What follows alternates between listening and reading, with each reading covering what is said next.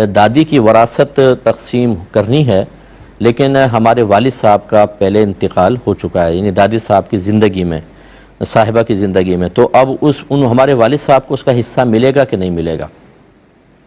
देखें, अच्छी तरह याद रखें, जवाब तो ये है कि नहीं मिलेगा। और उसूल ये है कि जब किसी शख्स का इंतकाल होता है उसको हम कहते हैं मूरिस, जिसकी वरासत तकसीम होती है मूरिस है, और जिनको मिलनी होती है वो वारिस कहलाते हैं। अगर कोई वारिस मूरिस की ज़िंदगी में इंतकाल कर जाए तो याद रखें वो महरूम रहेगा। तो अगर आपकी दादी हयात थी और वालिद साहब उनकी ज़िंदगी में फ़ौत हो गए थे तो गोया कि एक वारिस ज़िंदगी में फ़ौत हो गया, अब आपके वालिद साहब को नहीं मिलेगा। जो आपके चचा ताया वगैरह हैं और फुफियाँ हैं, दादी की जो औलाद है उनको मिलेगा। हाँ, अगर उनमें कोई नहीं है तो फिर वो आगे पोता पोतियों के अंदर मामलात आ जाते हैं। लेकिन बहरहाल अगर आपके वालिद साहब ज़िंदगी में फ़ौत हुए और दीगर वरासा मौजूद हैं तो आपके वालिद साहब इससे महरूम रहेंगे।